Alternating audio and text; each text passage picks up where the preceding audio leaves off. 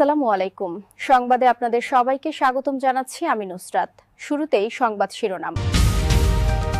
জাতীয় নাগরিক পার্টির এনসিপির মুখ্য সমন্বয়ক দক্ষিণাঞ্চল হাসনাত আব্দুল্লাহ বলেছেন, ভারতে বসে রাষ্ট্রের বিরুদ্ধে বিভিন্ন ষড়যন্ত্র করা হচ্ছে। জাতীয় পার্টির মাধ্যমে আওয়ামী লীগকে পুনর্বাসনের চেষ্টা চলছে। সকল রাজনৈতিক দলকে ঐক্যবদ্ধ থাকতে হবে, অন্যথায় আওয়ামী লীগ এর সুযোগ নেবে। ২৪-এর গণ অভ্যুত্থানকে ব্যর্থ করতে সব ধরনের আয়োজন সম্পন্ন হয়েছে জানিয়ে জাতীয় নাগরিক পার্টির আহ্বায়ক নাহিদ ইসলাম বলছেন, সমীকরণ এখনও শেষ হয়নি। যারা এখনই সমীকরণ মিলিয়ে ফেলছে তারা ভুল পথে হাঁটছে। আদালতে কাঁদলেন ছাগলকাণ্ডের সেই মতিউর, যা বললেন বিচারক। আওয়ামী লীগের নেতাকর্মীদের গেরিলা প্রশিক্ষণের ঘটনায় ভাটারা থানায় দায়ের করা মামলায় মেজর সাদিকের স্ত্রী সুমাইয়া জাফরিন দায় স্বীকার করে আদালতে জবানবন্দি দিয়েছেন। আগামীকাল বুধবার নিজের জানাজার ঘোষণা দিয়েছেন দেশের আলোচিত কন্টেন্ট ক্রিয়েটর আশরাফুল হোসেন আলম ওরফে হিরো আলম। মঙ্গলবার ১২ই আগস্ট নিজের ফেসবুকে দেওয়া এক পোস্টে এ ঘোষণা দেন। এতক্ষণ শুনছিলেন সংবাদ শিরোনাম, এখন বিস্তারিত। জাতীয় নাগরিক পার্টির এনসিপির মুখ্য সমন্বয়ক দক্ষিণাঞ্চল হাসনাত আব্দুল্লাহ বলেছেন, ভারতে বসে রাষ্ট্রের বিরুদ্ধে বিভিন্ন ষড়যন্ত্র করা হচ্ছে। জাতীয় পার্টির মাধ্যমে আওয়ামী লীগকে পুনর্বাসনের চেষ্টা চলছে। সকল রাজনৈতিক দলকে ঐক্যবদ্ধ থাকতে হবে, অন্যথায় আওয়ামী লীগ এর সুযোগ নেবে। মঙ্গলবার ১২ই আগস্ট বিকেলে রাজধানীর কৃষিবিদ ইনস্টিটিউটে জাতীয় যুবশক্তি আয়োজিত জাতীয় যুব সম্মেলনে এমন মন্তব্য করেন তিনি। হাসনাত আব্দুল্লাহ বলেন, অন্তর্বর্তী সরকার গত এক বছরে কি করেছে তা সবার সামনে প্রকাশ করতে হবে। পাশাপাশি বিশেষ করে মিডিয়া, প্রশাসন ও সামরিক বাহিনী নিয়ে সরকারের পরিকল্পনাও স্পষ্ট করতে হবে। তিনি আরও বলেন, বর্তমানে মিডিয়ায় আগের মতোই রাষ্ট্রের বিভিন্ন বাহিনীর হস্তক্ষেপ চলছে এবং মিডিয়া ধীরে ধীরে আগের অবস্থায় ফিরে যাচ্ছে। এই সময় বস্তুনিষ্ঠ সংবাদ প্রকাশে গণমাধ্যমের প্রতি আহ্বান জানান তিনি। এনসিপির এই নেতা আরও উল্লেখ করেন, এক বছরে প্রশাসনের চরিত্রে কোনো পরিবর্তন আসেনি। ৫ই আগস্টের পর বঞ্চিত নামে একটি গোষ্ঠী প্রশাসনকে কবজা করেছে। তিনি দাবি করেন, ৫ই আগস্ট না হলে এই প্রশাসনের অনেকেই শেখ হাসিনার পক্ষে কলাম লিখতেন। তিনি ভোটের আগে প্রশাসনের সংস্কারেরও দাবি জানান। ডিজিএফআই প্রসঙ্গে হাসনাত আব্দুল্লাহ বলেন, এই সংস্থার বিরুদ্ধে যথাযথ ব্যবস্থা নিতে হবে। বিদেশি গোয়েন্দা সংস্থাগুলো সাধারণত অভ্যন্তরীণ রাজনীতি নিয়ে মাথা ঘামায় না, কিন্তু ডিজিএফআই রাজনৈতিক দলগুলোকে মুখোমুখি দাঁড় করাতে ব্যস্ত থাকে।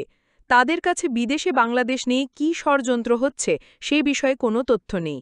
এ সময় তিনি প্রতিষ্ঠানটির সংস্কার বা নিষিদ্ধ করার দাবিও জানান।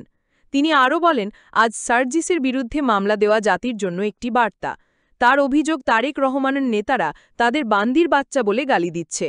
তাদের বিরুদ্ধে ব্যবস্থা না নিলে তিনি ধরে নেবেন যে বিষয়টি শীর্ষ পর্যায় থেকে পরিচালিত হচ্ছে। ২৪-এর গণ অভ্যুত্থানকে ব্যর্থ করতে সব ধরনের আয়োজন সম্পন্ন হয়েছে জানিয়ে জাতীয় নাগরিক পার্টি এনসিপির আহ্বায়ক নাহিদ ইসলাম বলছেন, সমীকরণ এখনও শেষ হয়নি। যারা এখনই সমীকরণ মিলিয়ে ফেলছে তারা ভুল পথে হাঁটছে। মঙ্গলবার ১২ আগস্ট বিকেলে রাজধানীর কৃষিবিদ ইনস্টিটিউটে জাতীয় যুব শক্তি আয়োজিত জাতীয় যুব সম্মেলনে এমন মন্তব্য করেন তিনি। অভ্যুত্থানের শক্তি এখনও রাজপথে আছে এমন হুঁশিয়ারি দিয়ে নাহিদ বলেন, গণ অভ্যুত্থানের ১ বছর পার হয়েছে। অনেক হিসাব নিকাশ করেছি, আকাঙ্ক্ষা পূরণ হয়নি। গত ১ বছরে জাতীয় নাগরিক পার্টি ছাড় দিয়েছে। জুলাই ঘোষণাপত্রে ছাড় দিয়েছি, জুলাই সনদে ১% ছাড় দেওয়া হবে না। নিজেদের মধ্যে ঐক্য ধরে রাখতে না পারলে আরেকটি ১/১১ আসবে এমন মন্তব্য করে তিনি বলেন, নির্বাচন চাই, তবে পরিবর্তনের মধ্য দিয়ে যেতে হবে। জুলাই সনদে এক বিন্দুও ছাড় দেওয়া হবে না। প্রতিশ্রুতি বাস্তবায়ন না হলে কোনো রাজনৈতিক দল ক্ষমতায় যেতে পারবে না। এনসিপির আহ্বায়ক বলেন, সংশোধন ও সংস্কার নিজেদের ঘর থেকে শুরু করতে হবে। চাঁদাবাজি কোনো রাজনৈতিক দলের ইমেজের জন্য ভালো নয়। যারা সুবিধা নেবার জন্য দলে এসেছে তাদের বিরুদ্ধে কঠোর ব্যবস্থা নিতে হবে।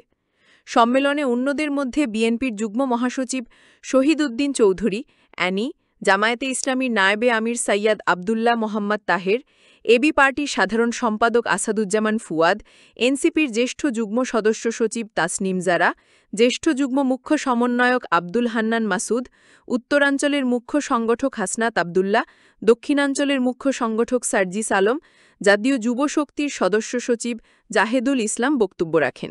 আদালত সূত্রে জানা গেছে, জ্ঞাত আয়বহির্ভূত সম্পদের মামলায় মতিউর রহমানকে এদিন আদালতে হাজির করা হয়।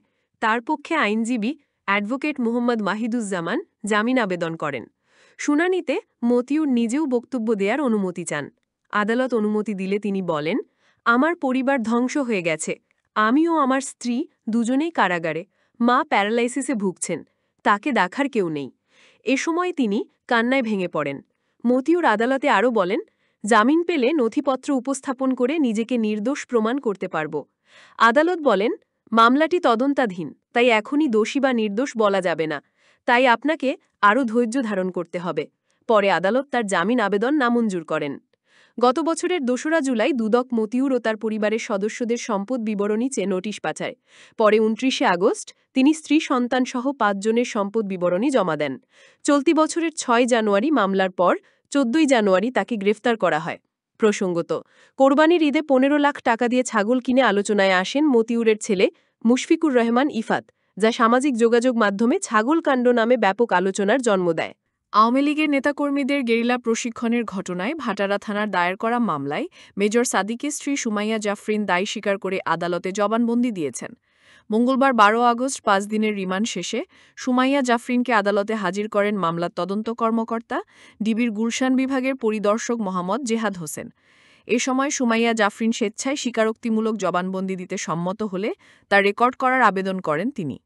আবেদনের প্রেক্ষিতে ঢাকা মেট্রোপলিটন ম্যাজিস্ট্রেট সারা ফারজানা হক তার জবানবন্দি রেকর্ড করেন। এরপর তাকে কারাগারে পাঠানো হয়।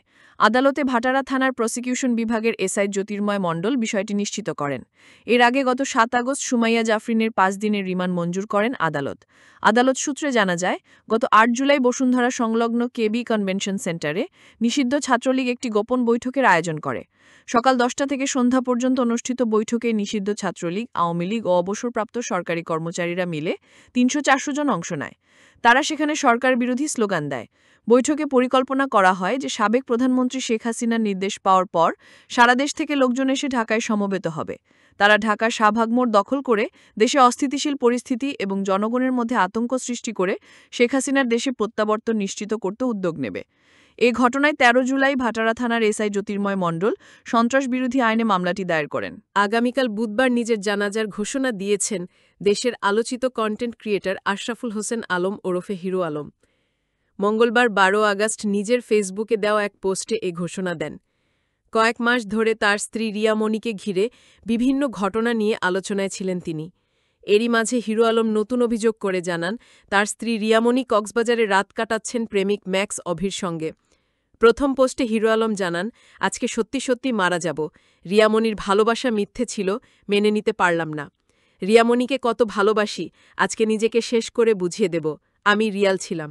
কাল বিকেল ৫টায় জানাজা আমার নিজ বাসায়।